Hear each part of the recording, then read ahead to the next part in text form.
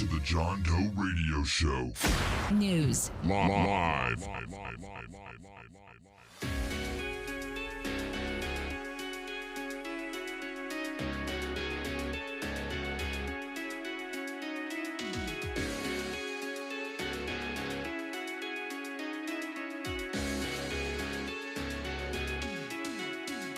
Giddy up.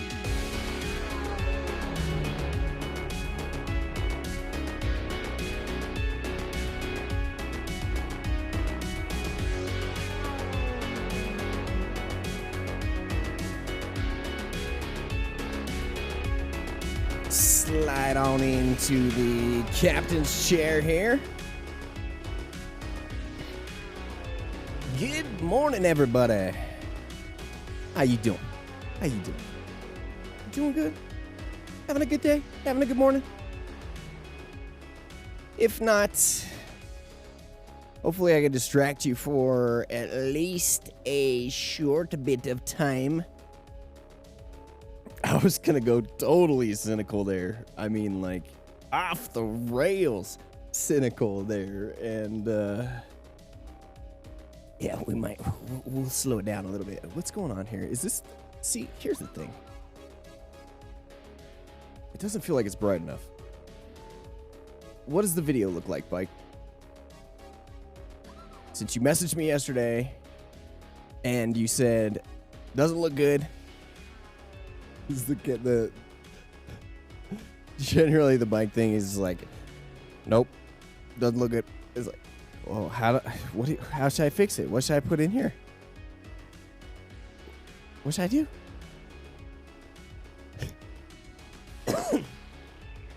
It'll get better when the white screen comes up. Like that. It's bright. Does it still look orange?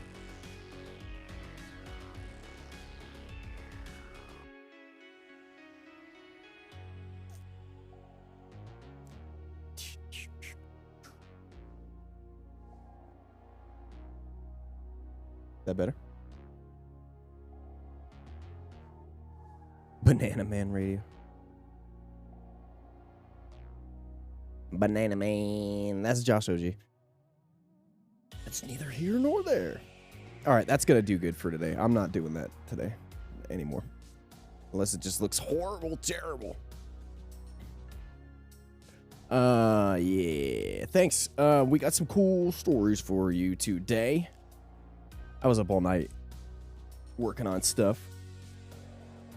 So I figure why don't we hit the JDR time at 10 o'clock, and it's probably a normal thing, like of me being towards the end of my day, end of my night. I don't know, whatever. We're trying to hit that 10 o'clock start time every day. No, it's like frustrating for people that may want to listen, or frustrating for me on trying to get a schedule. What is this background? This is like some...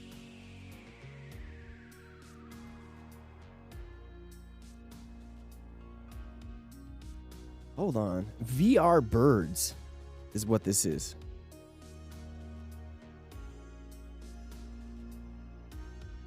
Hold on. Let me pull this over here, up here.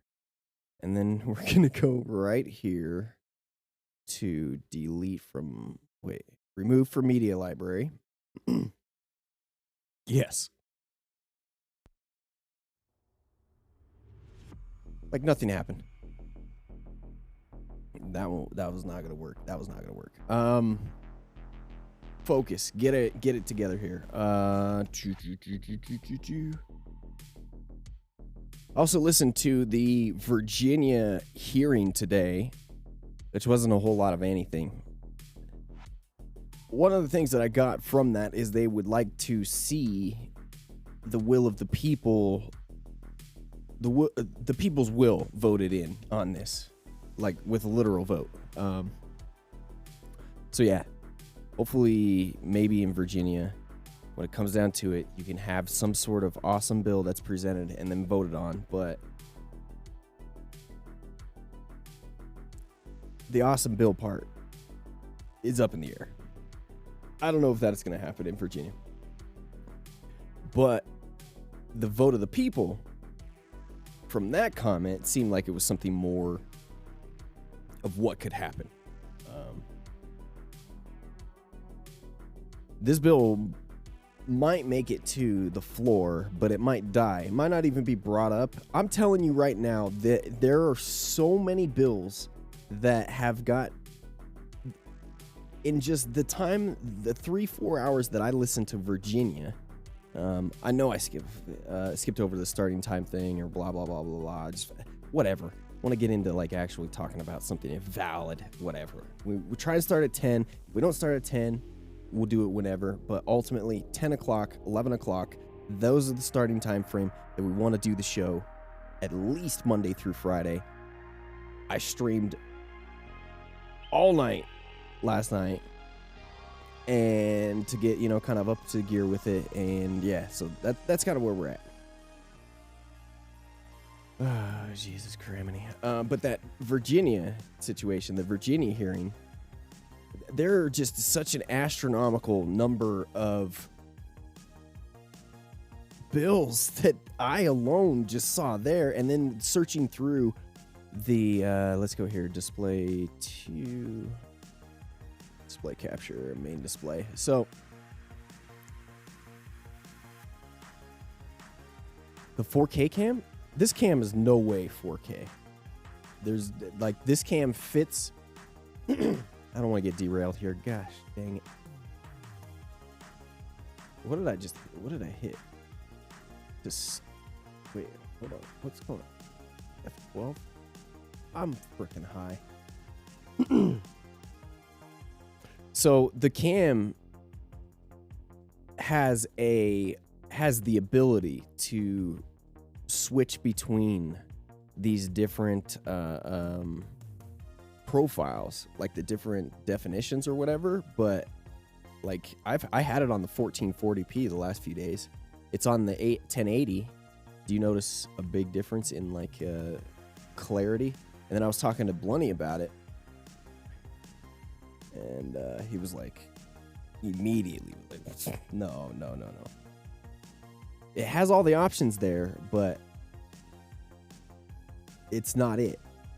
I would bet this cam is 720p right now, as it's going right now. It just supports those other formats or stuff. Like on here, my video, this is my little guy. I don't want to move anything because I got a border on it. We're going to chase away everybody here, but that's not saying I'm not shitting on anything. There's no webcams available. I am amazed and happy that we have this right now. The next step up, the way the top end is DSLR cam, which is like a step up, but there's probably something in between that. I think there's a Logitech webcam. We'll talk about it later. There's a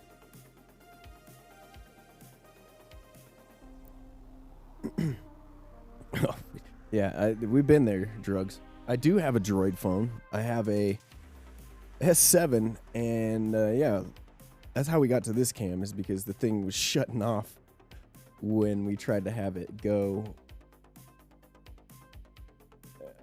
The thing was just shutting off, and then it wouldn't take a charge either. So listen, man,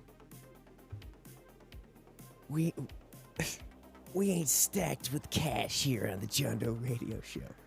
We ain't stacked with cash in the personal life of the John Doe Radio Show. The fact we still have an S7 phone that works, you know, pretty amazing. What I'm trying to say is I'm poor, and it could be classified as a loser, I found out. All right. No, you're great. You know, this is a great idea, dude. It's a fantastic idea. Lots of people are using that. In fact, there are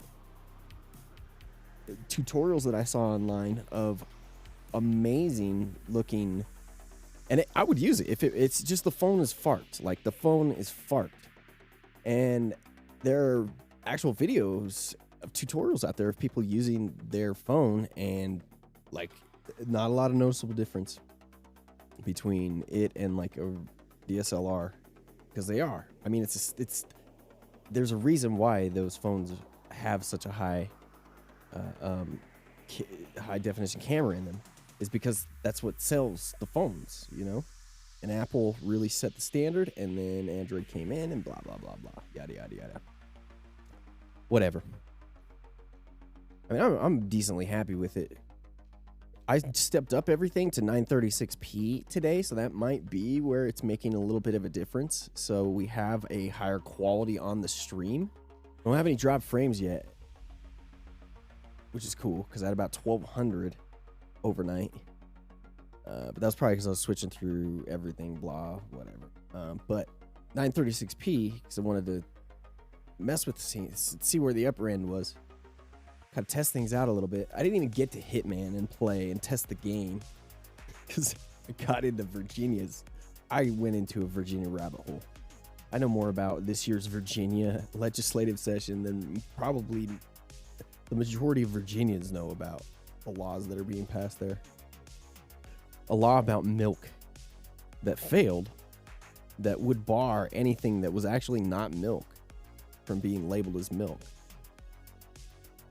Weirdest shit. Some of the weirdest shit we come through. Anyway, so I've been following this Virginia bill, Senate bill,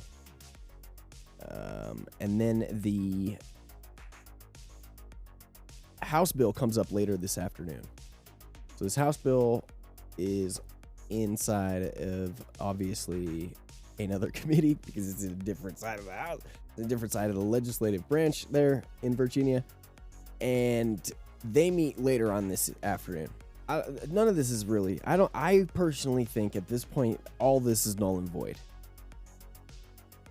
There is not a will of these lawmakers in Virginia to pass either one of these. It's exactly like I said before when we were talking about this. If there was something that they wanted to get passed, it wouldn't have been introduced 4 days before the session ended. I mean, it's just plain and simple. And then one of the representatives says today they would like to see a will of the people move forward with this, which is like a vote. And then they argued for a second about that being non-binding or something, blah, blah, blah. I don't know. Logistics was here. He can review everything. Call in Logistics. Just kidding. You don't have to call in. But we could probably put this bill to rest, to be honest with you. And if I'm wrong, I suck. We don't want to start making any bets yet. 5-10 viewer average. We don't want to start making bets yet. We got a long ways to go. Another follow-up. This every day we're seeing consistently more and more feedback from the feds and leadership on the federal level pushing forward cannabis legalization, and not just decriminalization, but a robust series of a robust framework. Thinking of 3 different things here at once. Comprehensive cannabis reform is what I was ultimately trying to think of with that. And the things that we were talking about with Biden wanting decrim and worrying about that a little bit have all but gone away. And I say that in a sense that I'm pretty confident that the Democrats are going to take, as I mentioned yesterday, we won't beat this one dead horse. We got a few things to get through today. We don't have a ton today. It was not a heavy news story today. But the Democrats taking the reins, running with this, knowing that what Biden wants and the plans that he thinks should be, that's not going to fly for multiple reasons. For social equity reasons, and then 2, the will of the people in the nation is to form a regulated sales system for cannabis. You know, on top of, which it's not legalization, it's regulation. This one pretty important.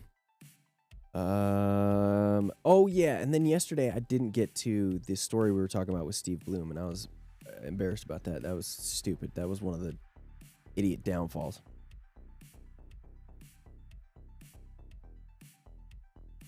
The idiot downfalls of my brain. South Dakota. We'll play this little audio snippet for you. South Dakota voters passed a constitutional amendment to legalize recreational marijuana in the state. Now the governor is trying to get that overturned and has joined a coalition to have legalization overturned in the state of South Dakota. One of the things that you'll notice when we do play this video, she mentions the police right off the bat. The hearing back from the police. Clearly, we need to clearly understand that the job of police and explain this from the top down, from the National Office of Drug Control Policy. They're not in the business of legalizing drugs. They're not in the business of saying anything positive about drugs. And in fact, the way that the office is written out and the job description is for them there includes fighting drugs, period. Nothing about being positive about drugs, nothing.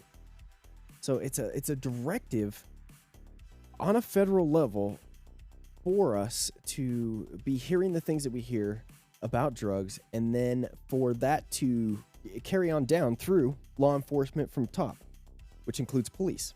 And police are the mouthpiece, the spokespeople for the most part of a lot of these, of smaller communities. Less and less as you go up in larger communities, but for say smaller communities, that voice that they carry is huge. And then when they bring to the table lies and bullshit, blah, blah, blah. I think it's a Seinfeld episode. We're just blah, blah, blahing over everything the past 2 days. Because it's just stuff that we've hammered on for years and years and years and years and years. And more, they're getting ripped from the equation. For instance, in Denver, we have a situation where there is, and like almost every other large city, there is an oversight committee for police. Here in Denver this year, the oversight committee doesn't include any police on it anymore. They've taken police out of the equation for that. And it is evident and it is clear when, say, doing the job that I did before in news reporting, and my main gig for the jobs I had was doing political news reporting. And going to these hearings, not only clear during that time, but then when we started drug reform or cannabis reform here in Colorado, heavily past legalization 2002, and then recreational later. But during this time, you go to these hearings like what I was watching earlier. Unfortunately, there wasn't any public comment on that, but when you go to the hearings that have public comment on them, government officials doing this public comment thing is it's a weird thing to me. And then having police in uniform being directed to go as their job to publicly comment on this, like it doesn't make any sense. It's bullshit, really, when it comes down to it. Like it should not be allowed to happen. The police should not be allowed to give their input on these public comment things. It would be one thing if they gave good information, but it's another thing when they totally lie and toe the line of everything we talked about from the top down. Of there's nothing good about drugs, there's nothing good about cannabis. Even if there is, they can't say it.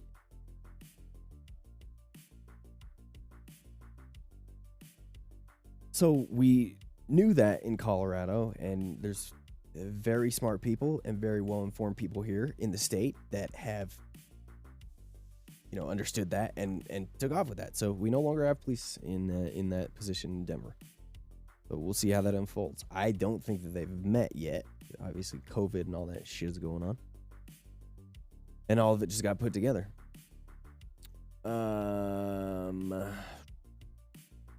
Wednesday brings the start of patient registration for medical marijuana in West Virginia. And if we might get to this, I don't know if I have the energy today to read this whole goddamn commentary. I think it's important. We're definitely going to pay attention to the topic here. The topic of this commentary is, and I should have mentioned this before last week, but there are major things in Colorado that I think are just not going to change. This is one of them. Some freak thing comes into play and actually sparks up the whole program, because this would absolutely decimate everything. So every 2 years or so, you have a group that comes in and tries to capitalize on a study or whatever has come out recently. It doesn't even have to be anything that's come out recently. But in this instance, it's where kids have been, a report that said kids in Colorado have been using concentrates at a higher level. You can take any fucking number from studies, and you can also take studies and numbers, surveys that have been done in school that say that there's not an increase in cannabis use in adolescents here in Colorado. And in fact, there is a far lower use of kids using cigarettes and some other drugs across the board, and then compared to other states. So we're not doing bad with it. I think that there's a lot of people in Colorado who understand that, and we'll probably get to that in parts in this article. But limiting THC, it comes up.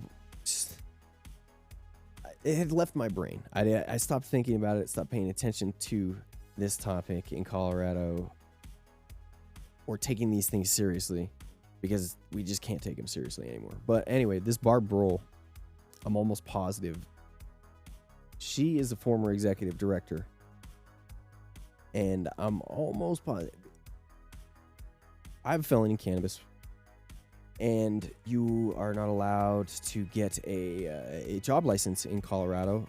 Other states, if you have certain felonies, blah. I'm not gonna say it one more time, mother trucker.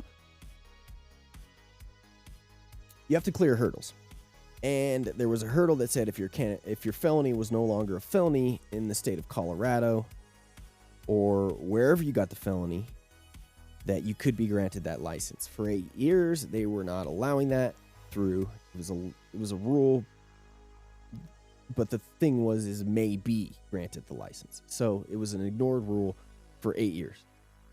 Probably for a reason, the same reason that we talk about why licenses were not allowed outside of Colorado up until like last year, I think is when it changed.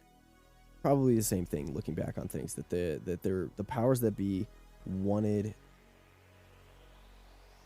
the stakeholders of Colorado to be given the best product possible, and by protecting that, they followed the status quo of eliminating felons, people that had drug distribution charges, etc.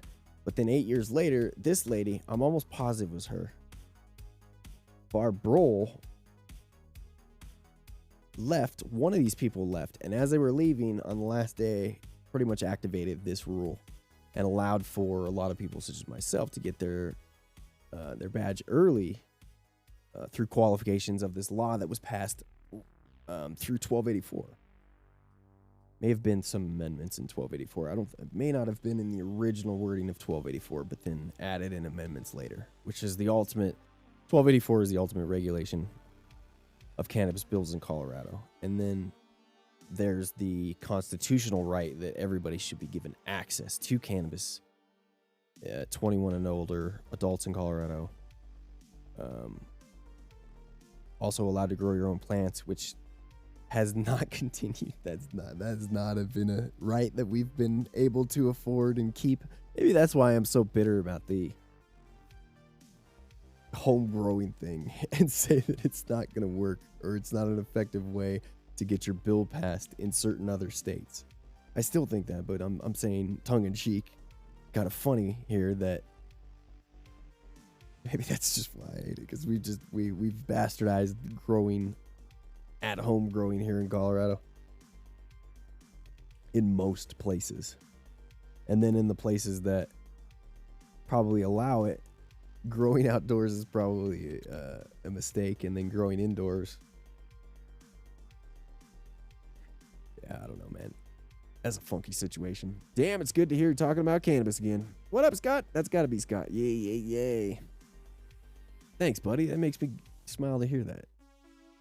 Good feels. We just got to get the community back. Get these kiddos excited, and not kiddos. I mean, God, that was the wrong word to use. I meant Zoomers, as in 18 and over. I'm now about 30. God damn it. No, kids. No.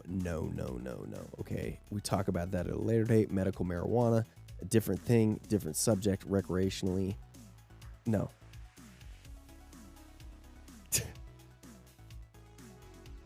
See, those are the things that are going to get canceled. Referring to, God, brain just idiot sometimes. Anybody who's younger than me, between the ages of 18, 21, depending on legality and medical, and then possibly earlier, depending on medical usage, to 37 is anyone younger than me in that range. I meant by kiddo. Oh, man. I am getting old. This gray beard action that I have to now look at every day on camera.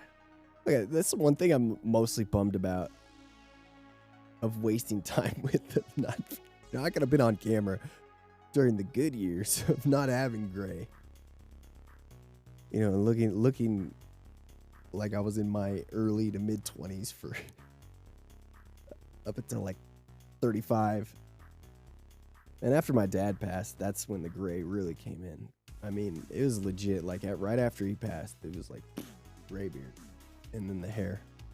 The hair I'm not so bummed with. It kind of looking like that peppery, whatever. My dad looked like has Santa white beard and hair at the end there. Like, it's amazing how much stress can age you and how much it can affect your life. It's crazy. And you don't notice it sometimes until it kind of gets out of control. So with that said, let's all take a deep breath. Woosah. If you inhaled cannabis in that breath, even better. But anyway, I think she was the person that unlocked that badge for me. One day, this thing just showed up in the mail. After just 8 years of waiting, of literally waiting, we could have been doing other things. And yeah, it was exciting. It was cool. So big shout out to her or whoever that was. They have some important things to say here. This commentary comes from people that have been in the industry for a while, and she went and became the head of BJ Broll Strategies, a regulatory consulting firm located in Colorado.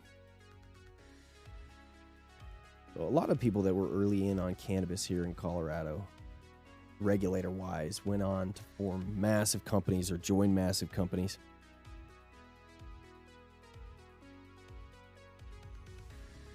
And benefit off of the laws. There's got to be a law against that someday.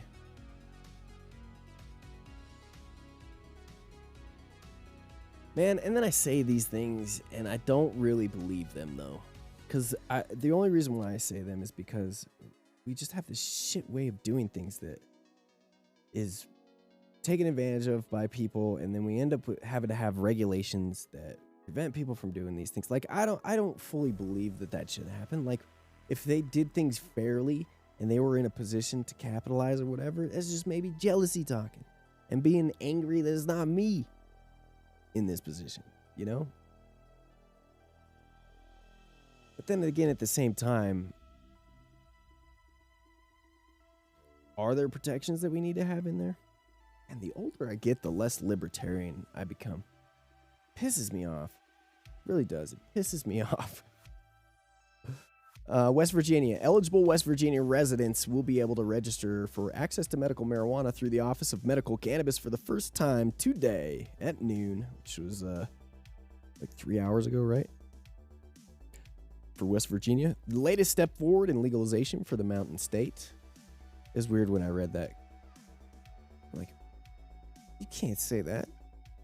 Like, you sons of bitches. I don't have the Zoom. I need to Zoom like all those streamers have.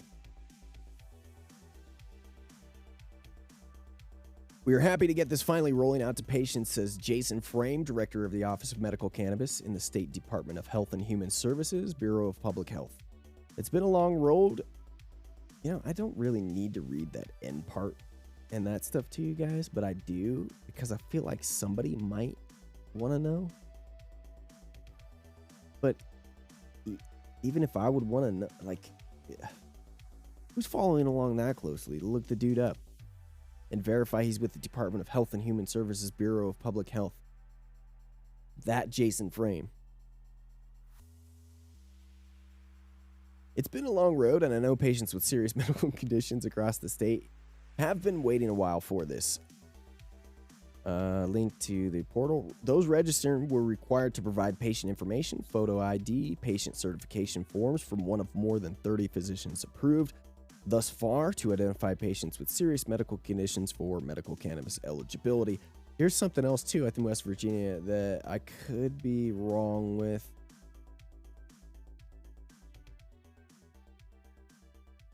They probably don't talk. I didn't think they were going to talk about it in this article specifically. I think these physicians, and this might have been in something that failed, though.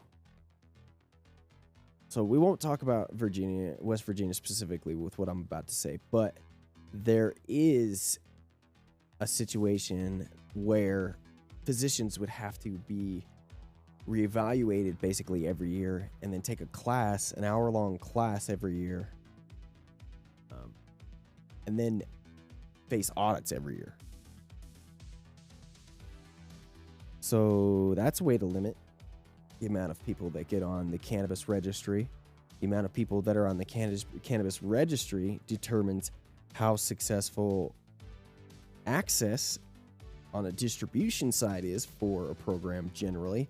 Because you have a situation where New Mexico maybe have a good number of patients, but then for the longest time it doesn't have a situation to where they have access, quality for most of those people in that situation. So this is why a comprehensive bill has to be put forward and has to be approved. If you don't, you create a headache for, because you're not getting away like what's going on up in Idaho, the South Dakota. Is it South Dakota? Yeah, South Dakota. South Dakota, you know, so you can't get away with this shit of coming back in later and saying that it's flawed, putting a hurdle in it, and then during the process, everybody trips over this hurdle and then trips over the guy that tripped over the hurdle, and then it's a domino effect, which is exactly what happens in these places.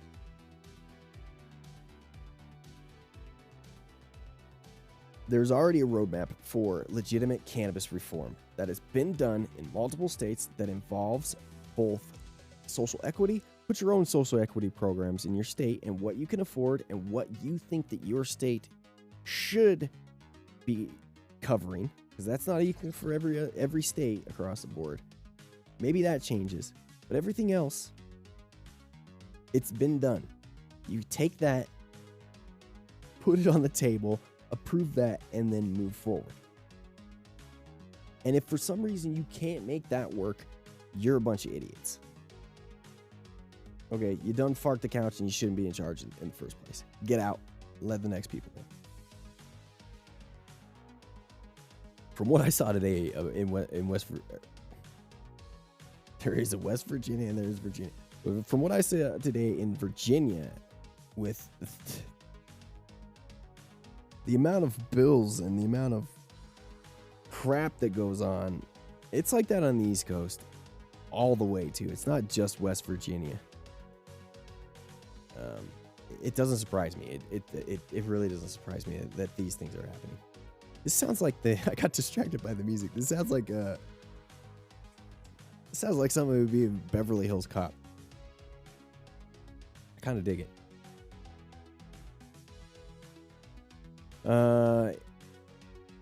So 30 patients from one of more than 30 patients.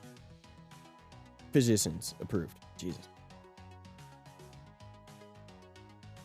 I only read that the first time. It's just 30, which sent me on that tangent. So yeah, not as heavily limited in West Virginia. Those registering were required, blah, blah, blah. I've already read that. If they have already visited one of the registered physicians at that point, Wednesday, they can go through that online patient portal and register.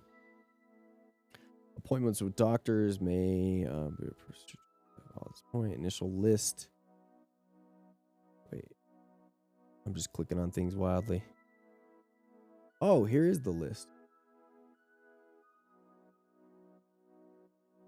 The doctor list for all the doctors that are involved with this. How many is there?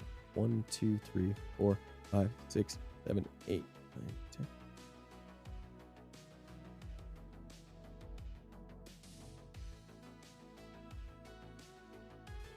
16, 17, 18, 19, 20, 21, 22, 23, 24, 25, 26, 27, 28, 29, 30, 31, 32. Why didn't this freaking art? You know what? This is just bullshit art. This is bullshit writing. The article should just put 34 doctors.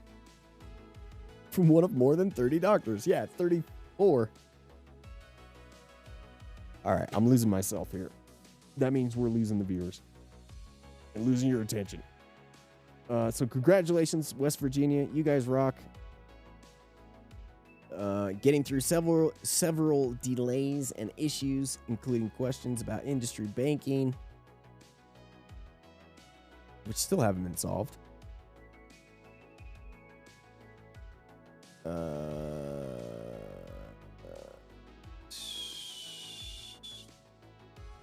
Trying to see if they usually add good stuff at the end.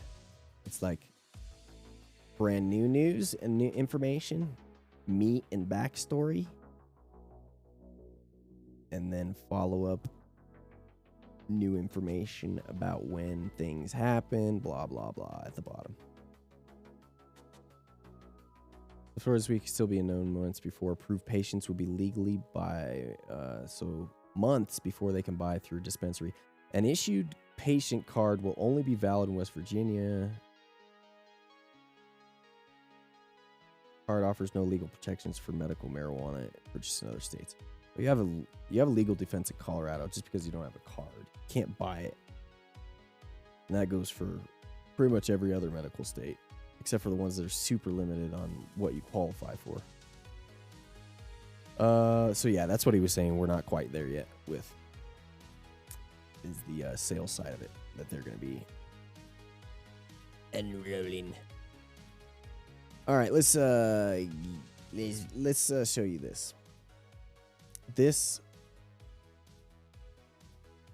fries my grill, fries my chops. I'm gonna go use the restroom real quick before we get to the story. Actually, we still got this left. The Schumer story.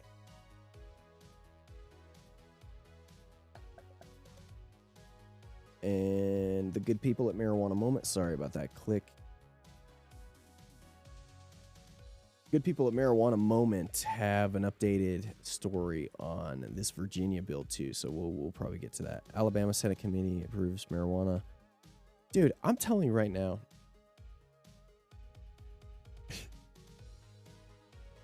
The early morning news part of it, like we'll probably get.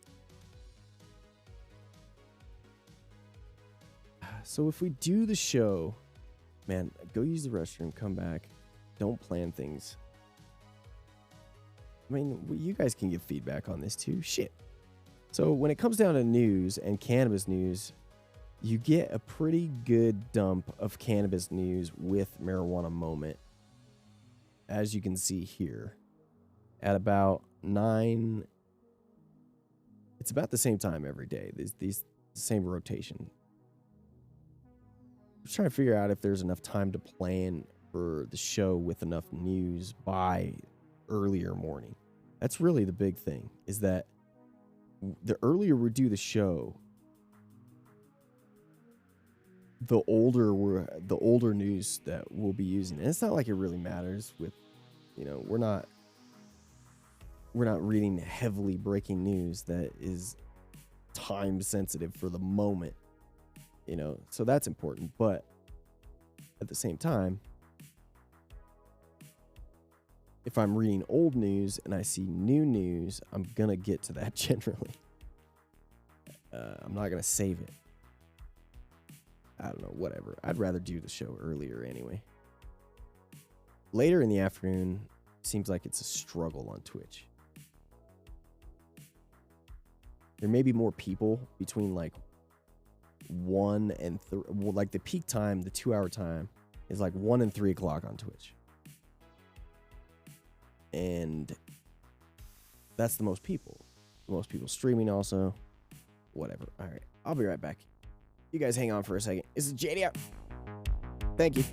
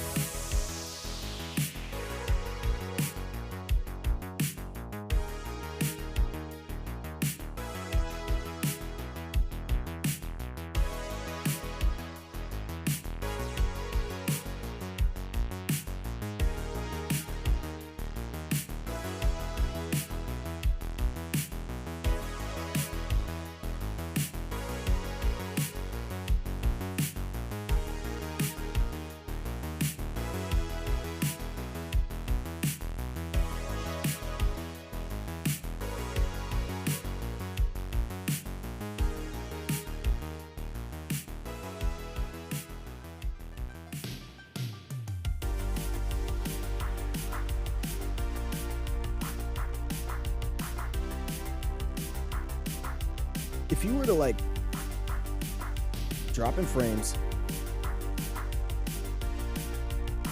why are we dropping frames?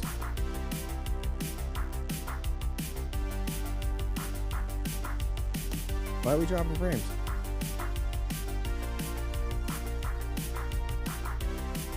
Why are we dropping heavy frames?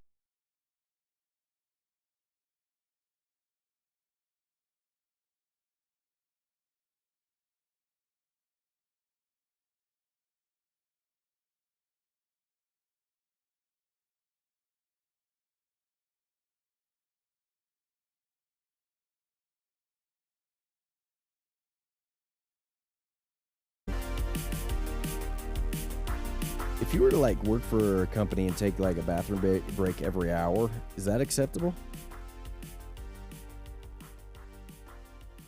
Once an hour? Because that's like where we're at.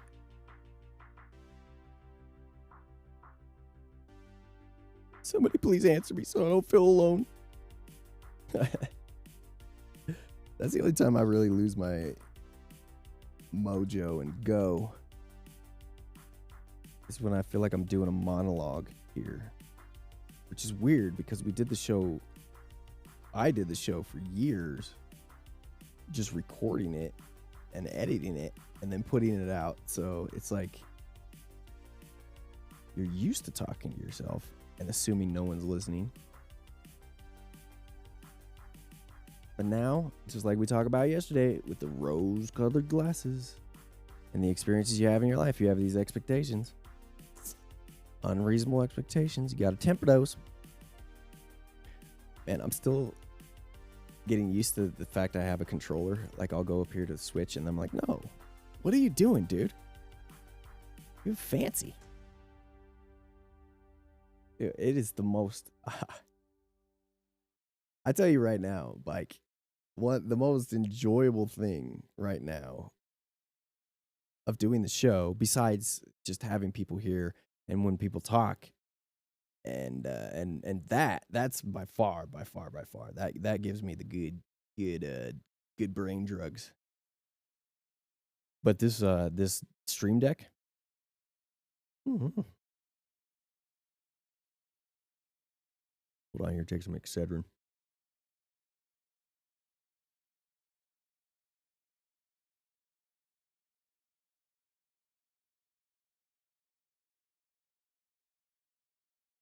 I think we need to plan the beds better. I just kind of load them in there. I've always loaded them for a time frame, and I stopped doing that.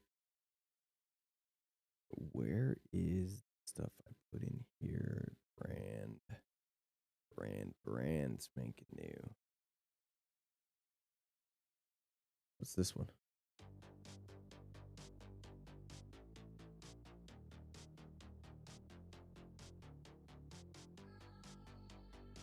Huh. That'll work, whatever. Why do these all have unknown? That's another thing. Damn it.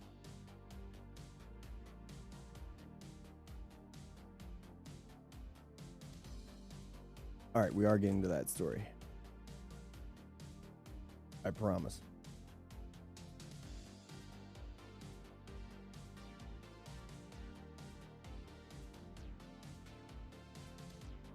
This is what happens when... Man, I used to fly through this program. All right. Like riding a bike, baby.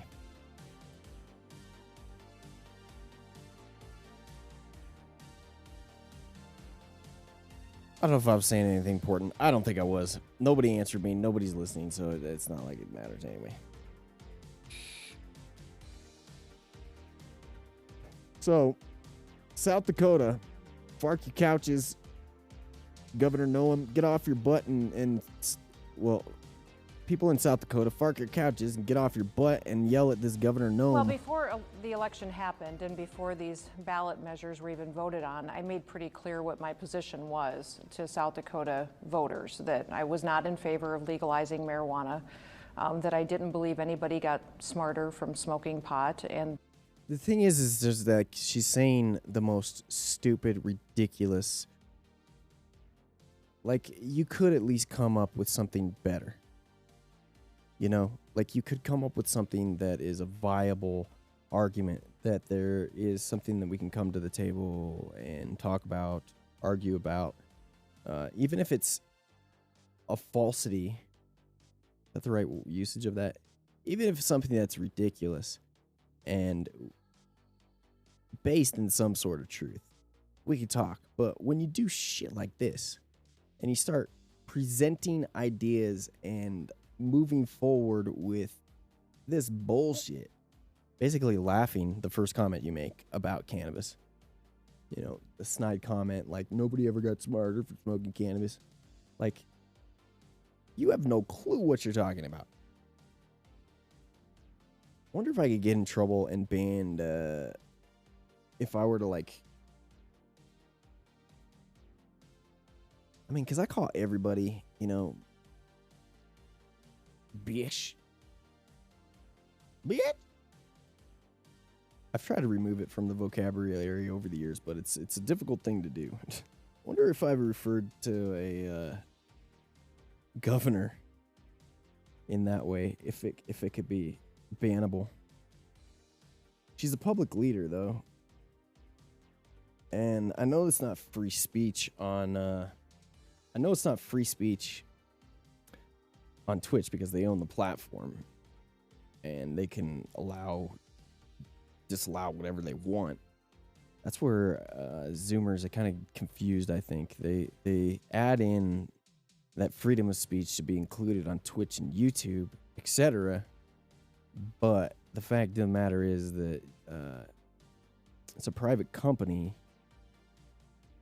Even if it's owned by Google, whatever, it's that company's standards, that company's control. It is not a public utility. It's not something that exists. The same rights don't qualify there. Like that company and the people that run that company have rights to run the company how they want, and that includes limiting certain types of speech if they want to. We've not yet got to that point in the federal government where they, have legislated in that sort of bullshit yet, but, we may get there someday. It's looking more and more like we do, but, yeah, that's not that case. It's not the case, so. But even out of respect and not being funny,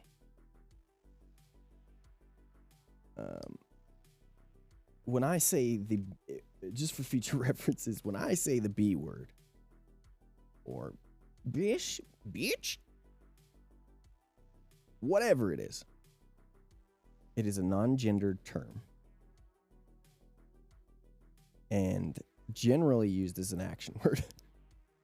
All right, I'm shutting up. That I participated in some campaign commercials telling people how I felt about it, and was pretty bold in saying that I felt this legislation was flawed.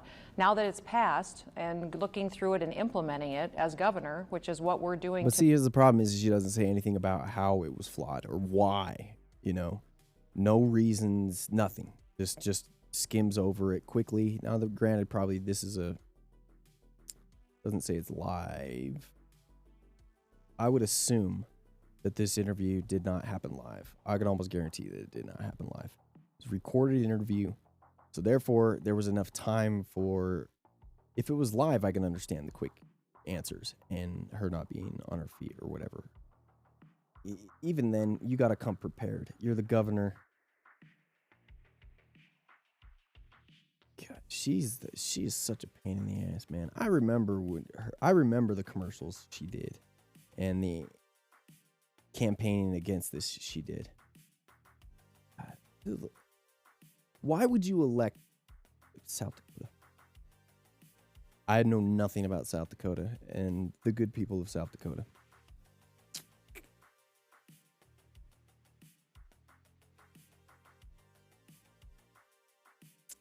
I guess the thing, I'm not even amazed at the fact that, like, it doesn't surprise me that somebody would come to the table and say these things. What does surprise me is that the governor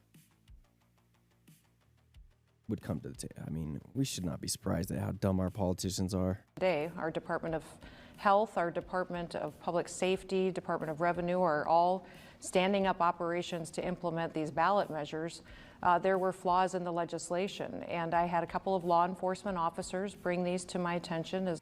A couple of law enforcement officers bring these to her attention. So here's the thing.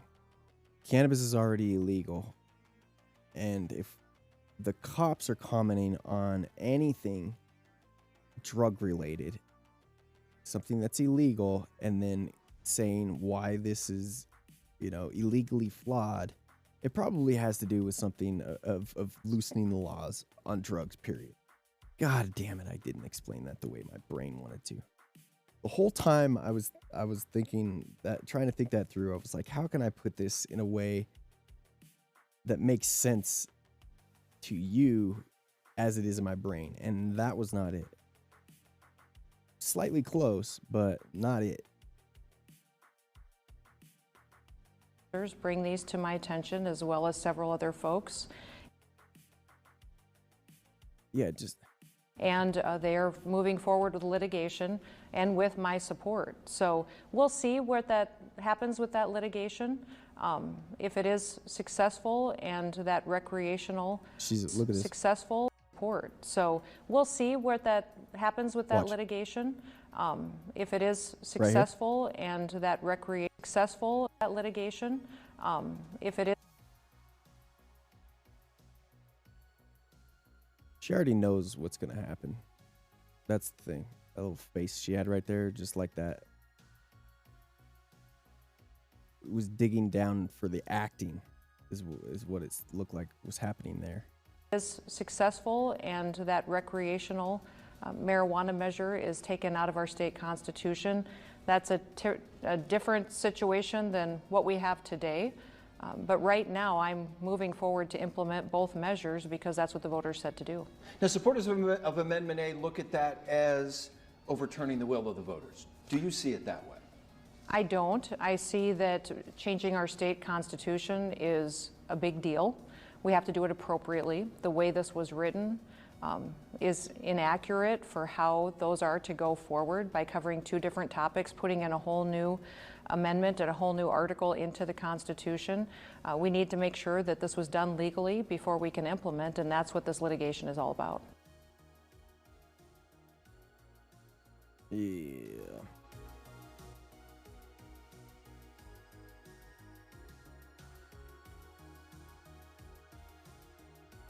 Oh yeah, that's also where COVID-19 thing. God.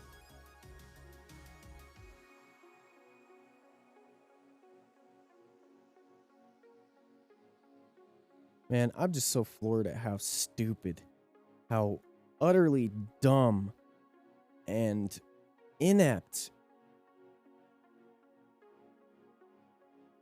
some of our leaders are. You know, and we have one of the worst here in Colorado right now with the lady from Rifle. What's her name? She's the reason why they implemented fines today on Congress members trying to enter the chamber and bypassing the metal detector. It's now it's like $10,000 fine. I didn't check in. I was already digging deep into Virginia enough and learning too much about that stuff I didn't really need to know. But like I said, every time, $10,000 every time, they're not going to have to pay for it. And in fact, the problem is with this situation of implementing a $10,000 fine for lawmakers that are attempting to avoid a metal detector, you know, and I can understand legitimately for their own personal safety reasons. That's a whole nother discussion of like if they should be allowed to, what the safety of all that is like if you're their elected official in the United States, like, I don't know, part of me is like, if they want to carry, that's so American and Wild West of me. It's okay, Conan, American and Wild West. I love it.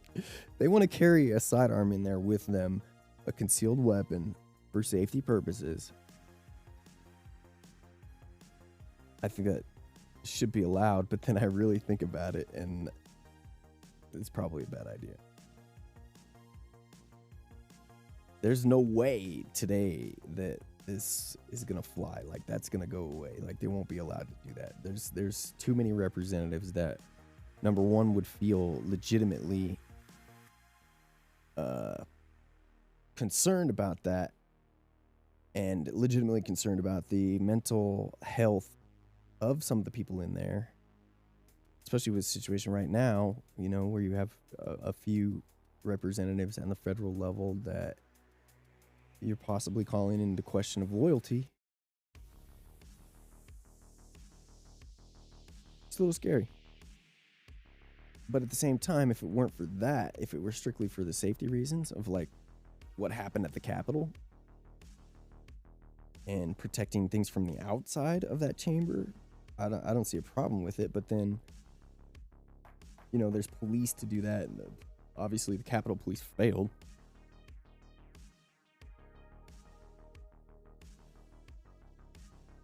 Oh my goodness. We're just a bunch of monkeys fumbling around, barely know what we're doing. That's really what it comes down to, man. We're on a rock, traveling through space with a bunch of monkeys running around on it that have no clue what they're doing. And a few of us have actually managed, figure a few things out here and there, but really when it comes down to it, we're just farking a football. Welcome to the chat. Did my chat reset there?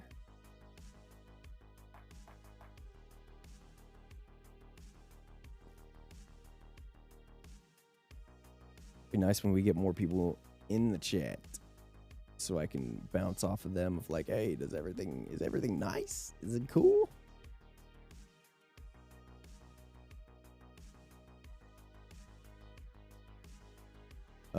We got this.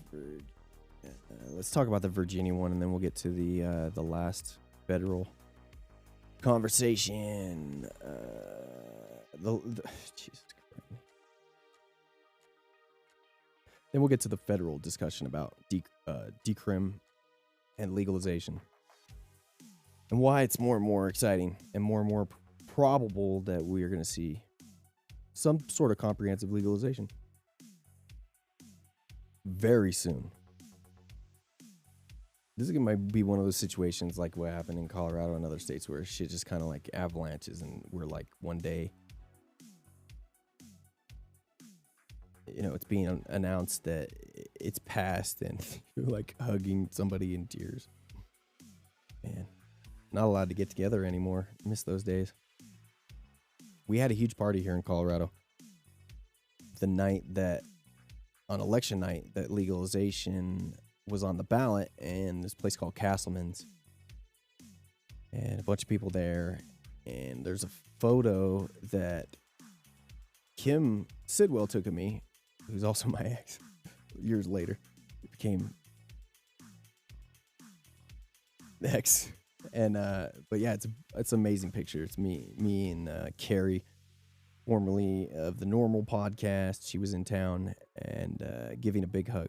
So it meant a lot to me, man. I think it validated a lot of efforts that a lot of people had that had given feedback to me, and it validated a lot of things that I'd been through in direct previous years. So it was cool. It was very cool. And I hope that a lot of people get to experience that sort of thing. It's unfortunate that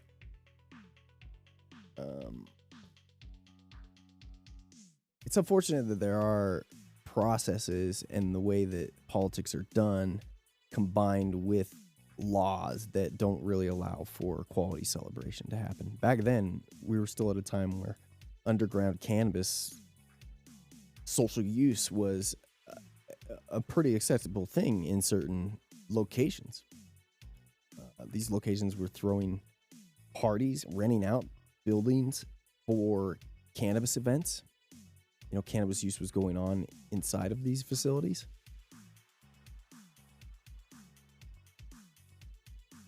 And then came the realization that this was happening. And that was the end of that. The police, really what happened is the police found out these things were happening, and somebody decided to say, okay, we're going to put a stop to this. And then for some reason, the Hood Lab never got stopped, ever. Not once. We even had police there at the I get into these stories and stuff. Somewhat try to pay attention to the viewers because I'm trying to see what maybe keep people on. And it's just it's just reading the news. Just reading, literally reading. Not me. But when Raekwon was in town, and Adam Dunn had Raekwon at the at Hood Lab, and the police came because it's just a massive party, like 1,000 people showing up, lying out the door. It wasn't that many, like 500 people, 300 to 500 people show up, and like we have these huge speakers blasting, Raekwon the chef. Wu-Tang is for the kids, ladies and gentlemen. Trying to give it to you for your late night sleeping needs. But also at the same time, it's in Rhino District in downtown Denver. And if you're living in downtown Denver Friday, Saturday night, really at that time, it was the time that things were really starting to expand in that area and blow up here in Colorado right before right before everything really exploded on the upward climb of everything.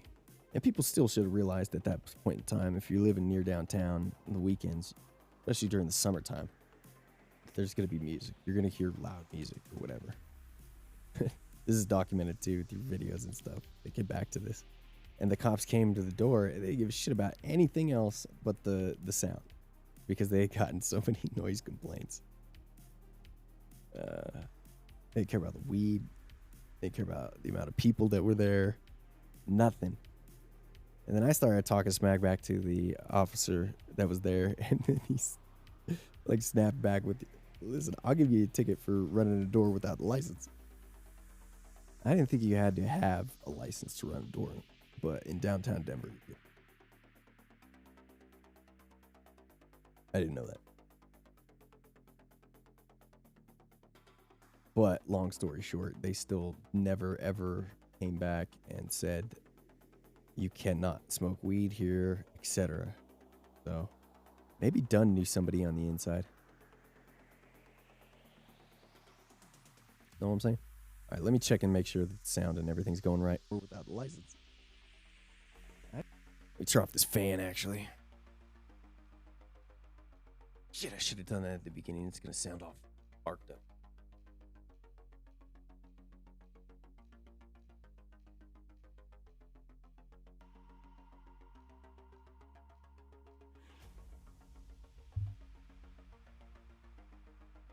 Forgot to switch the camera.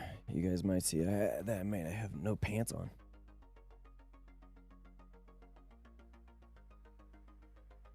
Man, this is legitimately a game of like, how long can you talk to yourself before you make it big on Twitch?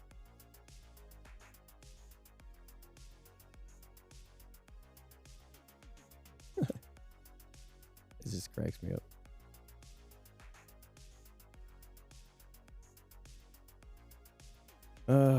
Okay, where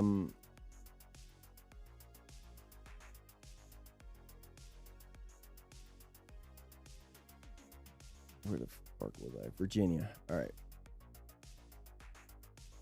Let's go to display.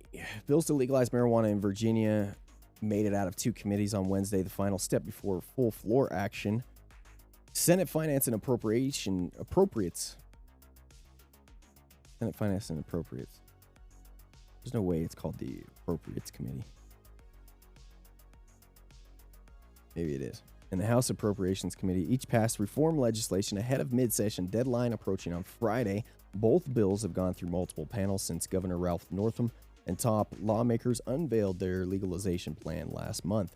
The Senate panel approved the bill 11-4, while the House of Delegates committee cleared the version 13-7 with 1 abstention.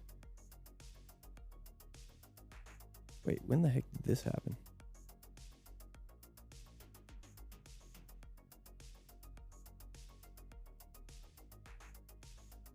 God, man, no wonder why people just don't, they feel disenfranchised by the system, is because it's it's so confusing. You have to be a lawmaker and to have a full-time job understanding this and following this for this all to make sense. Lawmaking in general. Marijuana prohibition. I watched this as it happened, and I'm still confused at where this other vote came from. Marijuana prohibition has historically been used based in discrimination and the impact, blah, blah, blah, blah. I'm tired of hearing the same shit over and over and over with these bills. We know.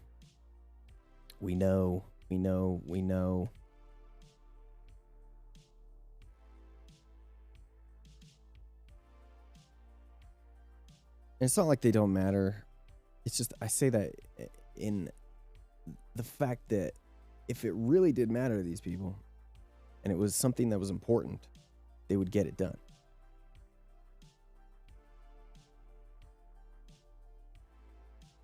And in fact, this bill doesn't even cover, like, if they really cared, then they would have heavy parts of correcting discrimination in it, and it doesn't have the social disparity shit that is generally included. I've had it up to here with lawmakers today. Legislation focuses on undoing these harms by including funding for automatic expungement of marijuana-related offenses, promotion of diverse participation in the newly created cannabis industry, and reinvests in the community harmed by prohibition. Not really.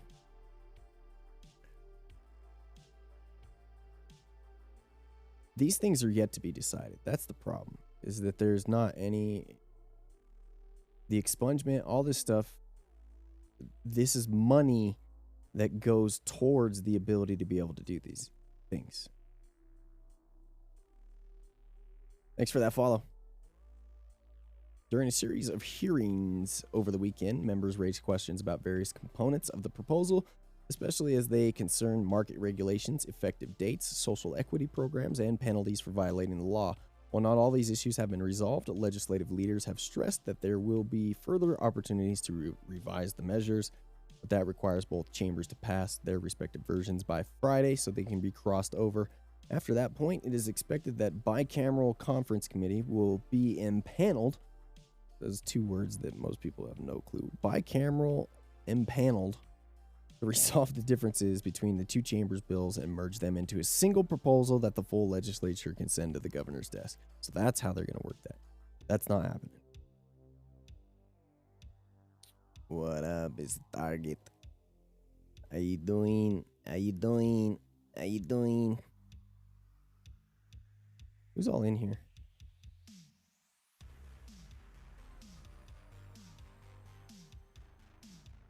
We got Sun and Paper. We got Drugs. Lunny hanging out.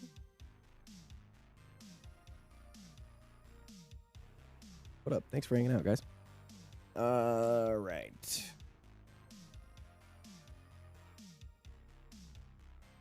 This is not happening. There's way too much shit to get done. And even if it makes it to the even when it makes it to the floor, there's way too many bills. Way too many. They're not gonna get through everything.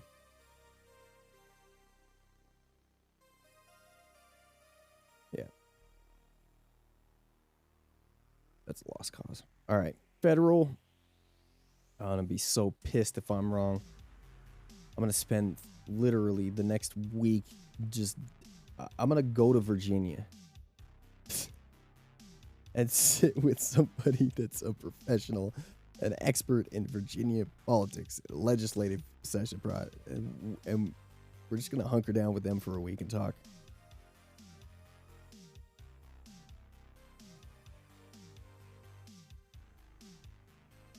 No, I'm not gonna say that. On the heels of announcing that marijuana reform will be a priority issue for the U.S. Senate in 2021, Senate Majority Leader Chuck Schumer said Tuesday that he urged Attorney General nominee Merrick Garland to respect the rights of states that have legalized marijuana.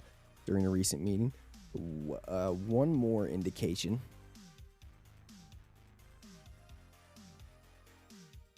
You know, I don't know if it's that. See, here's the thing. When we have had the changing of guard before on different levels, not just the presidential level, you know, what was the Obama era directive, the Cole memo, you know, things like that. Like, these things took a little bit of time. They weren't like right away talked about. Really in anything. Like, it's never been something right off the bat that's come out of the gates. And maybe it's because we were paying attention to Marijuana Moment every day. I search for marijuana news and being plugged in more and more. But to me, it seems like right off the bat, the Democrats, I mean, they're running with this. It's like one of the number one things that they want to get done and a top priority. So, but maybe this was just wishful thinking, and they are doing a comprehensive coverage of everything and new directives across the board in government because of, previous 4 years that we've been in the direction that everything's gone. Then trying to make everything clear where it's headed for the next 4 years, or at least for the time being, that's probably more likely the case here rather than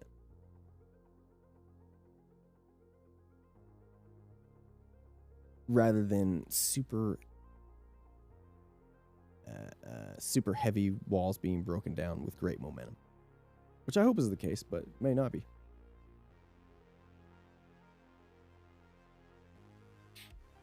What was it for specific? Cannabis was one of only 4 specific policies Schumer mentioned in it. Oh, see? This is what happens when we pull up brand new articles that just came up when we started the show. We did good with prepping for everything else. Able to talk about,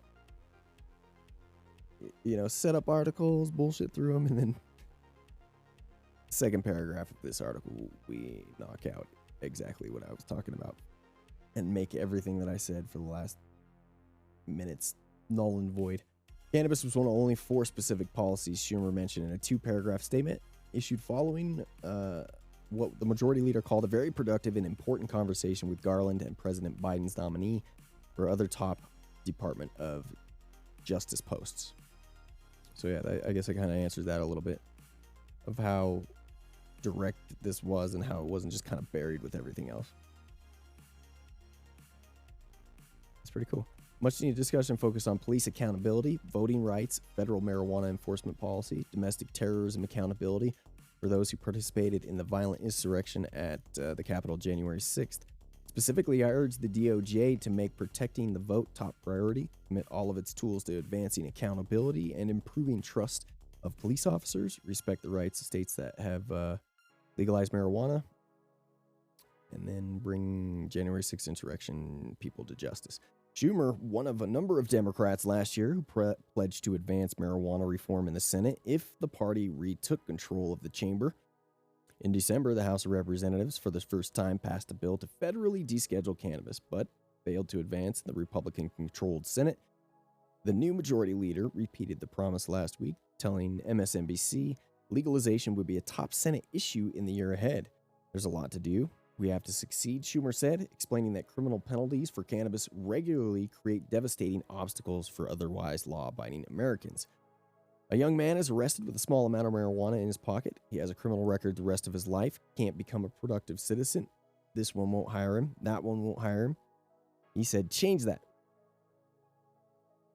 This week, Schumer signaled he intends to make good on his pledge on Monday.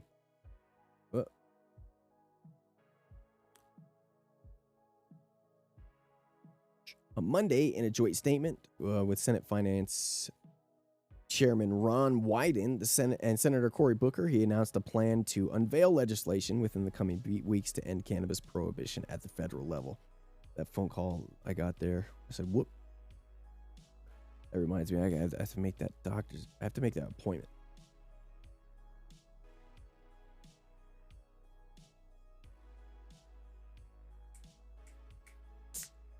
And I think about has nothing to do with Corona. Zero. The checkup for a test. Who wants to go anywhere right now with that? Not I. We are committed to working together. Cory has unveil legislation in the coming weeks. So coming weeks, we will see everything start to unfold. When this legislation comes out, I think we'll have an idea of how good of a reception it will have. And then once it's introduced, we'll really start to see what reception it's going to have. That's something I think that's still kind of up in the air. You would like to think, you would hope cannabis legalization and a positive, comprehensive bill that's introduced would be celebrated at a time like this, but you never know. We've never had legalization be this big of an issue on the federal level at this point. We're now starting to tread into new waters, for lack of a better term. So even, and it's not necessarily brand new waters, but this implementation process and these conversations that happen from now until whatever time, these are going to be some pretty important conversations. Probably maybe some things, some of the positive things that are said about cannabis from new people that we've never heard before, possibly hearing some things from people that are pro-cannabis that aren't necessarily completely into the comprehensive legislation as many of us are, and what will actually succeed on a federal level.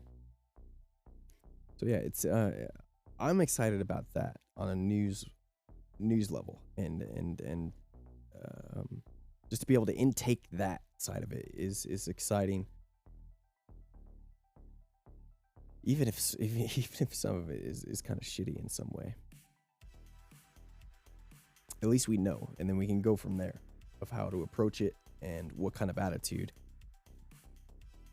the full leadership has for complete legalization.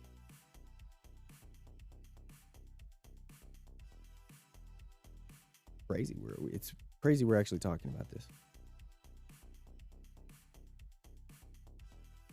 Schumer then met Tuesday with Garland, along with Lisa Monaco, Vanita Gupta, Kristen Clark, the president's pick for Deputy Attorney General, Associate Attorney General, and Assistant Attorney General for Civil Rights.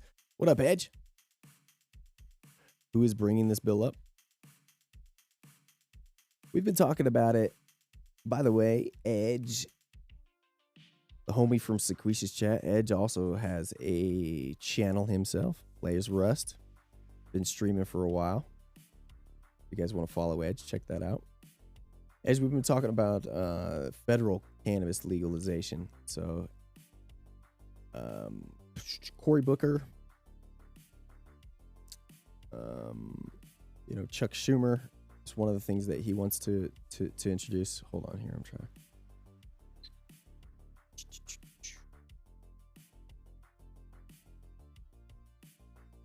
All right.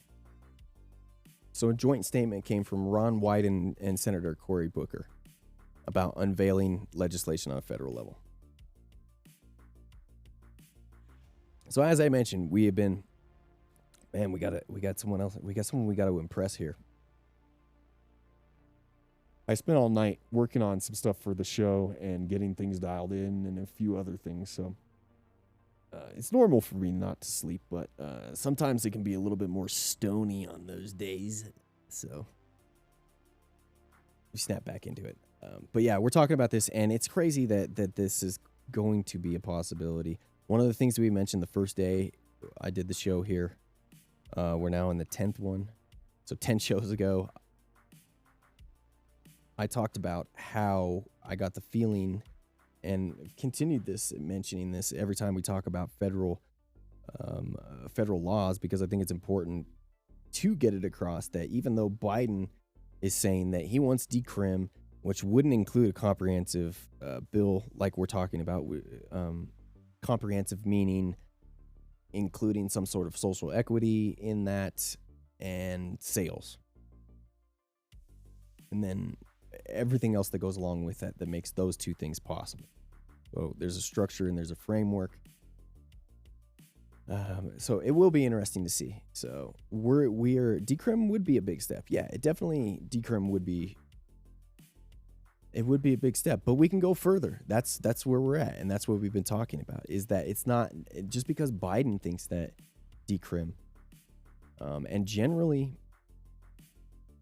Congress would run with the directive of what the president is kind of saying on these type of things, because, when the bill gets to him, he would veto it if it were anything else than kind of what he wanted. But in this situation, and when it comes down to social equity, I think we're at such an interesting time, and Biden is such a interesting president that when it comes down to this, and probably a few others, I'm just going to talk about this.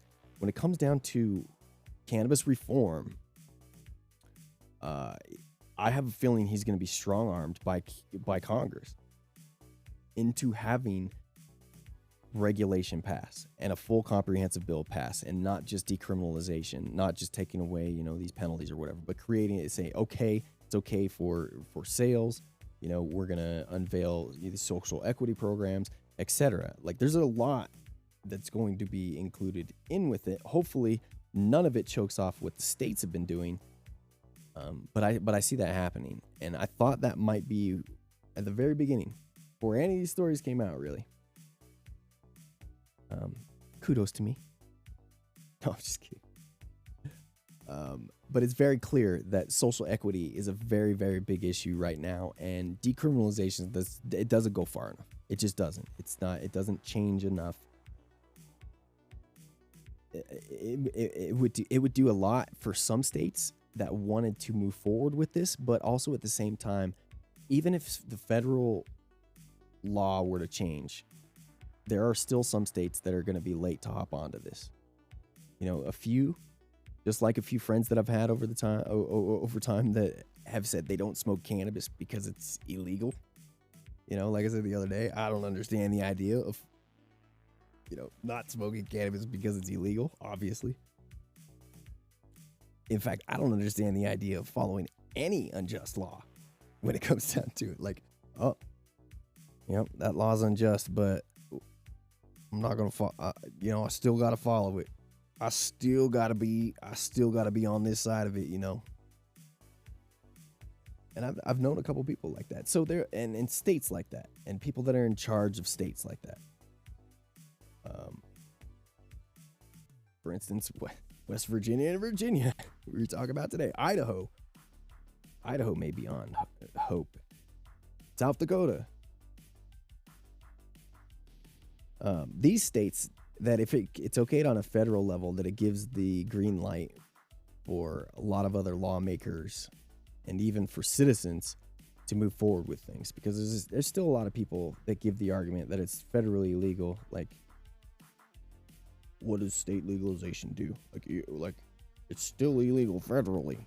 That stupid argument comes up, and that's a frustrating argument to have to run into. So yeah. And all the news that we followed over the past 10 days, over the past 2 weeks on a federal level, none of it, not a single bit of it, has indicated that that Congress is heading towards a decrim way. All of it is signaling that they are headed towards comprehensive legislation. And then the part that I was just talking about, we're heading into new waters part, is that will we see kickback from there? Will we fall back to maybe it being decrim? That's the only possibility to happen. That coming up, those discussions when this bill is introduced, that's the important thing that we're going to be paying attention to. 'Cause that would suck. I mean, to be honest, that would really suck if there's just not an appetite somehow. There's not a better time ever. There's never, ever, ever been a better time. And if we don't get it done now, this year, even say next year, the year after, it's just going to get tougher and tougher and tougher. Because there's a spark right now. There's a fire going on. It's an extremely hot topic, and it plays into... It's not only just an extremely hot topic without all the shit that's happened in the past year, but you can add cannabis being a hot topic to be legalized on top of social equity and police brutality, etc. Like, it's... The people want something to happen, so it's going to happen. Man, the more I think about it, it is crazy how quick it is happening. It's like an avalanche.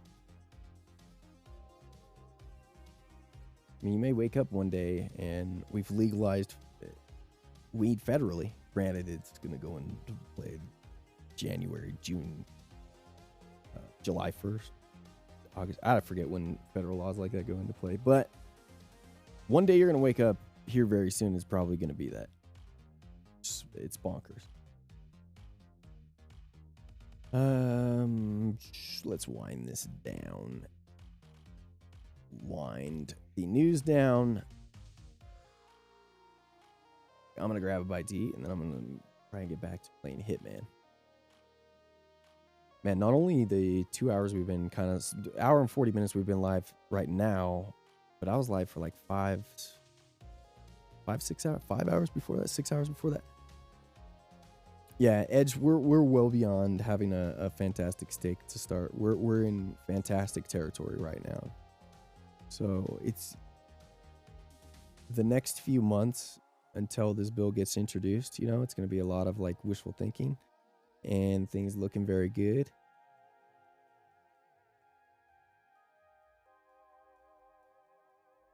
And really, it's going to come down to the day that bill gets introduced to find out where we go from there. But if it gets introduced and it's a good thing, we're off to the races, man. We're good.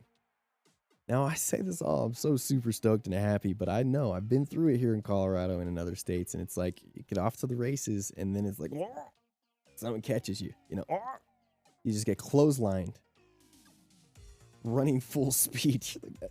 We got it. So excited you're not paying attention to what's in front of you. Never happens as smoothly. There's going to be something that's left out and farked up. Social use, probably not going to be something that's implemented of like coverage, or does it need to be covered? Anyway, we won't be Debbie Downer yet. We'll be Debbie Downer when it's introduced. I don't know. It's exciting. It's cool. Oh, yeah. I had one more story to get to because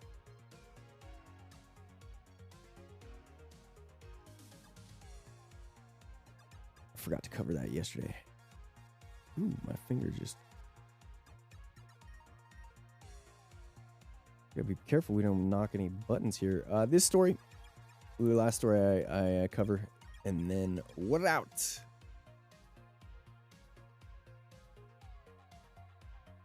I didn't realize how hungry I am. Yesterday I was talking to you about a story with Steve Bloom that he had put up, that was put in, what was this? He doesn't say what magazine it's in. That's weird. Stu Zakim. Basically, this guy was like a vice president, this Stu guy who wrote this article, and is a friend of Steve Bloom, who Steve Bloom used to Old School High Times, an acquaintance of JDR, as with all the Old School High Times staff. You know, we'll get Danny Danko and Bobby Black. They can't use their names anymore. Danny can't. Not even Danny. Not even his real name. We'll get them in here. That's the next thing we got to do. We just got to start having interviews here on the show. We need insurance to start covering it. Cannabis?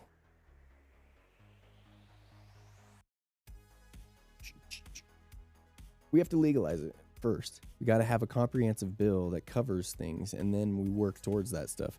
Those are going to be the things that I mentioned a minute ago about that are left out, that are not quite as awesome as we thought they were. You know, say like, you know, Colorado, you would think there would be places that you could go here to smoke weed and hang out, and there isn't. And there really isn't anything like that anywhere in the nation legally. But stuff like that, you know, delivery service, insurance coverage, health benefits, etc. All this stuff has got to get hammered out. And a lot of it, the majority of it, is not going to get hammered out on the first run through. If we're lucky, and this goes for every state, and every state that has been successful forms a functional framework, you know, something that is solid that you can build off of, you know, literally just like anything other architecture, building walls, rust, whatever, you know, it has to have a solid framework in it. Otherwise that program is not going to succeed in the future. You know, it could be multiple things, you know, taxes being too high, which we talked about. Virginia, 30% taxes. I mentioned that earlier this week. It was probably the number today in the hearing I was listening to live earlier here on the show. It's like 2 people listening with me. Exactly that number is what he said, 30%. Restrictions on producers, restrictions on how people are able to, say, if it's medical marijuana, get their cards. So if any of these things are too tight and too ridiculous, you can't have a program that will succeed. So hopefully on the federal level, we end up with something that is a decent framework and something that can succeed. And like Schumer said here in the last story we covered, allowing states, the most important thing is allowing the state rights that have happened, the states who've made progress like Colorado, to continue on what they're continuing on with. Because there is a chance with what we run into in federal legalization, and I guess, because we didn't talk about this too much, because it doesn't look like we're heading in this direction. There was a chance this whole time there could be a law introduced on the federal level, any number of laws, or even rescheduling it to Schedule 2, that would choke to death every regulated system and sales in every state that has it going forward. So every single day, including now and tomorrow, until we get something done federally, there's always an opportunity for a superseding law to come in and stomp everything that we've created out. It would be amazing for that to happen. And in fact, that's why it's frustrating. You have governors like the one in South Dakota who's not going to fight for a law like legalization, because if it's challenged, it's up to the governor and our attorney general to fight that on a federal level and to go to bat for the voters here. So that's a worst case scenario. Is very worst case scenario is it being rescheduled to Schedule 2. That's probably never going to happen. We're beyond that conversation. There are bills that talk about rescheduling it to 3, which doesn't add as many hurdles, but still is a pain in the ass. But Schedule 2 deals with the pharmacies, and you have to get a prescription. That would be horrendous. Decimate everything. So yeah, there's those. That could happen. I doubt it'll happen. I highly doubt it'll happen. It would be an utter failure beyond imaginable terms. We also have lived through 2020, and the craziest shit ever is happening right now. So never say never. That's why I say, hey, look, this is what could happen, but it doesn't look like that's going to happen. It looks like we're on a good road. All right. Enough federally. Steve Bloom and his friend Stu. I thought this was interesting. It's not too crazy of a story. It's just a perspective from someone that's really plugged in and kind of giving an honest opinion of what a lot of people out there are thinking right now. This Stu guy is crazy too. Like when you look into it, like this dude was like vice president of everything. Showtime, Playboy. Oh, I'm not going to pull up his account. Anyway. It's not important. Ah, crap. I probably shouldn't put that up either. We'll just read it. I don't know what consists of doxing or not yet. Like, if you pull up your Facebook page, is that doxing people? I don't think it is, but it might be. But the idea behind this bill, I'm still getting used to looking at chat and stuff. You kind of look like Pewd. I look like Pewd. I look like Pewd if I was like his 40-year-old uncle. But I appreciate it. Thanks for that follow, Falcon. I really do appreciate it. Hopefully you're enjoying the conversation of cannabis. Now we're getting like 9 more people in here. I'm going to have to continue. But the idea behind that bill will be proposed federally. They are going to try and respect states' rights and what progress is made so far. Yeah. I probably got all jumbled with that excitement or whatever. But yes, that's what Schumer said in the beginning of the article that we just read about the federal update. There's been a story every day for the past 3 days, first thing in the morning,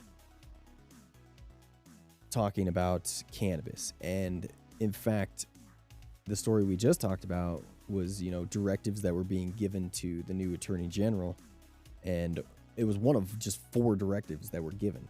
I went on a whole like 2-minute rant about how it was like, you know, maybe I'm seeing things jaded and I'm getting too excited. And it's just because we're plugged into weed and having weed news and looking at Marijuana Moment and all my other, you know, weed sources that I get, you know, found this. Wait, this is not it. That's the shit that happened in Colorado. It burned down the house. You know, like this, Google News, etc. Like, is it just that we're plugged in too much? Oh, I forgot. I don't have that screen up. But then a paragraph later it was answered. There was only one of 4 things that were introduced to the Attorney General yesterday to like be directed on. And, you know, one of them was police accountability and equality. And then like cannabis. And then the January 6th punishing those people type of thing. So, whatever. Says a lot that it was directed for the, yeah, it's a ton. It is a ton. That's why that's why we're so excited about it. It's cool. It's very cool. This is not something that we've ever talked about. I've done shows with John Doe Radio on and off since 2004. 2004. Right? God, I hate numbers. But, yeah, 2004, I think is what it was. And this has never been something that we've seriously considered. It's always been something that we've talked about hypothetically and what could happen. You know, over the years, the Schedule 2 situation become less and less of... At one point, it looked like we actually might see a reschedule of Schedule 2, of cannabis into Schedule 2. But as that went on, less and less... Now we're seeing the same kind of shit happen with CBD and hemp that happened in those early days of jumbling around state cannabis legalization and how that's a mess. There were CBD regulations that were going to be released, but then those got canceled last week. So pretty crazy. It's a fantastic thing. I mean, we're talking about it seriously now, and we're not even talking right now about a crappy bill passing or something that could set us back. We're talking about something that's comprehensive, positive, moving us forward, gives the green light for everything that, you know, people like myself and the other great people. I don't know why I added myself in there, you know. I think it's because we've been this voice for so long here in Colorado and worked so closely with things here in Colorado. There's so many people that have worked hard to get to where we are. There's so many people that are still in prison. And the validation on a state level was one thing I was talking about a little while ago about what the party that we had when we legalized here on the state level. But it's another level too of green light and validation of your efforts. And like the feeling of that and the accomplishment of that, if we can get it done, and what it does to help people and open doors, my heart and my feelings cannot explain how much that means to me, and then to everyone else that's involved on that side of things. You know, who's been punished for this, who's still in prison. And granted, that's another thing we talked about almost every day here, that social equity needs to include letting people out of prison for sole cannabis related offenses, possession charges, bullshit that's happened. You know, people that are spending 15 years, 20 years in prison, that have been in prison for 10 years plus, you know, and just forgot about it. You did the time, or you did the crime, you did the time. You do the time. I fuck up every single time I say that. You did the crime, do the time. And I get that side of it. But when we're at a point to where there's sales going on in storefronts and taxation, and then now maybe federal taxation on it, we cannot have people in prison for the same shit. It's the same exact thing. We can have conversations about this and what the records happen at it. But having someone in a jail cell for that same thing. It's such a violation of somebody's civil right. It makes me want to scream, man. It makes me want to just absolutely explode that there's that I'm a human, god damn it. My life has meaning. I mean, I know Robert Platshorn. We talked about him yesterday. The Black Tuna Diaries, one of the, the heaviest smugglers of cannabis in the United States, and it spent almost 30 years in prison. And the only thing he did was just operate at a wrong time. And he knew he was violating the laws, etc. I get that, but is it your responsibility to follow those laws? Is it your responsibility to civilly disobey those laws in a way? Can you prove the harm that you're directly causing yourself with that cannabis? And then if there's other harms that happen, there's murders, there's whatever, this and this, that's directed back to the reason, to the government and the illegality of it. And the trumped up, which sway away from that word.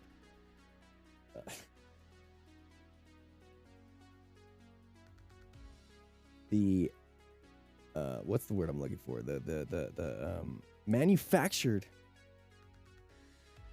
danger that comes along with the drug war by the government making these things illegal. Like, I get it. You can argue with me all day about why it may have been wrong, why he did the crime, served the time. But I've also thought about this long enough that I have an argument for you, and why that responsibility and why the thoughts towards him.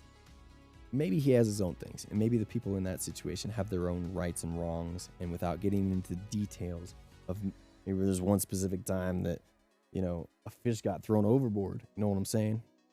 And not talking about that. Just talking about from an outside point of view, looking in of the moral wrong of history and where that stands, and where someone like Robert Platshorn, someone smuggled shipping ships worth of weed, into the United States. It's like,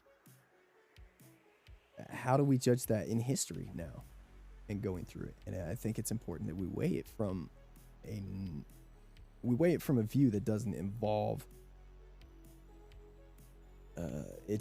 lies and a misbalanced system, and puts responsibility where the responsibility belongs, including what the government is responsible for in these situations. And I'm not buying the fact that it's illegal, you shouldn't have done it in the first place, that's all your responsibility there. No. If that were the fact, then we would have, and I hate using this word, we would have an extremely conservative, we would have a Nazi regime everywhere. So the ability for everyday people like you and I to be civilly disobedient, how we got things passed here in Colorado, sitting on the Capitol steps, smoking cannabis, the public get-togethers we had, the 420 festival in Denver, all these things, the grassroots of change is how you get shit. That's how you get shit changed this day and age. All right, I'm done for this afternoon. I'm gonna come back and play some Hitman, because I've been meaning to play that game for a week and I haven't gotten to it. I'm punishing myself, feeling like an absolute failure, loser. Yeah, it's a fantastic conversation. I'm gonna try and do the show starting every day at like 10. I'm really gonna try and hit this 10. We've just been kind of going anytime. I gifted a sub to Sequisha yesterday. It's funny.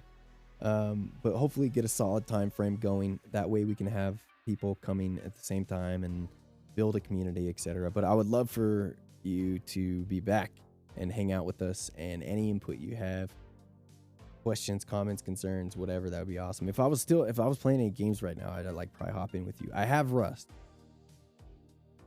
And there is a Rust server that they're playing Get Seeds right here.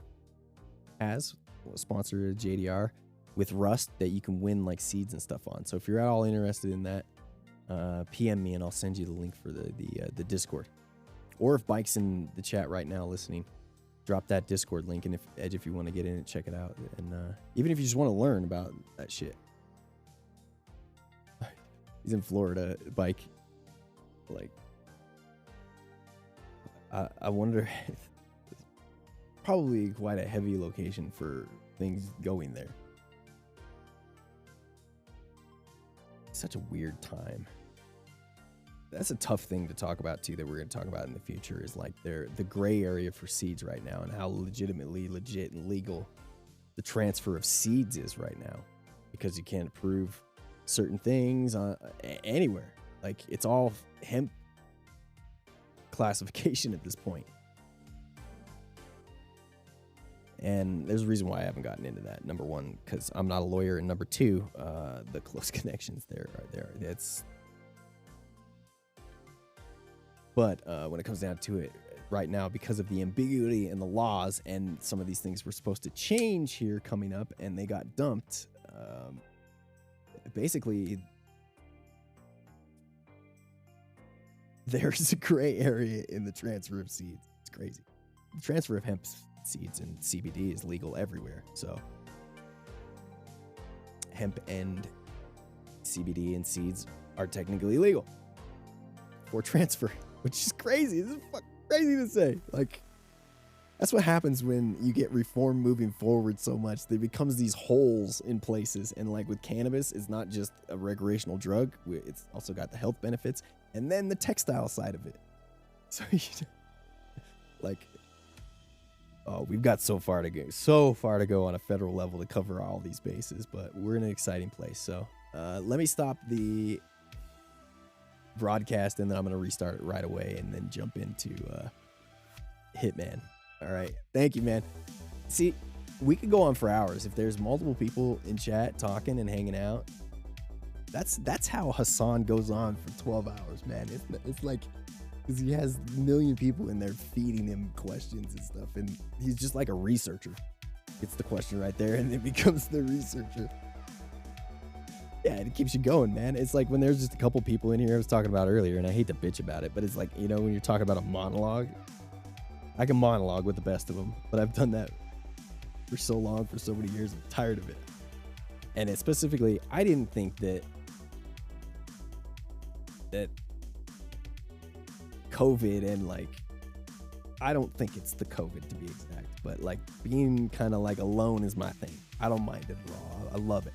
You know, I got the connection through the computer, etc. I don't like going outside to anywhere, anything. And then COVID comes along. I have asthma. I don't want to go anywhere on top of that. So I'm cool with it. But then after my pops died, I kind of went in my own little hole and didn't want to talk to anybody. And then my brother died in December. And man, it's been a long time since I have wanted to be around a bunch of people and talk and like kind of conversate. That's why we started the show. Also, you wanted to use the spark of, you know, you got to do something with your life. Like, holy shit, this just happened. Shocking thing. Kind of snapped me out of some shit. So here we are. So I could sit here and all day ramble all day forever, but the value comes in at this point with JDR, with the community. Period. End of story. So we'll get there. So hopefully you enjoyed, man, and hopefully it's some sort of a professional broadcast, and you know, over a period of time, the people that don't already know me can start to trust me as a source for cannabis. So we've been doing this for a long time. Long time. Have a fantastic day, man. Everybody else, you have a fantastic day. YouTube. Stay YouTube. Love y'all. See. I will be right back live on Twitch. Let me just end this.